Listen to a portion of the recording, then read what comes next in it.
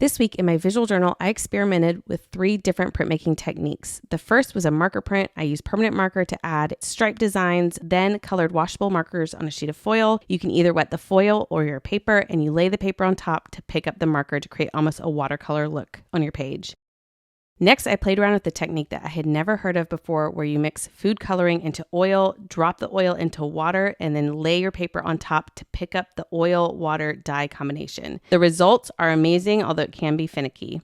The last technique I experimented with was using leaves on an ink pad to capture the texture of a leaf. I love ginkgo leaves. I always find a way to incorporate them in my visual journal, and this was another great way to do it.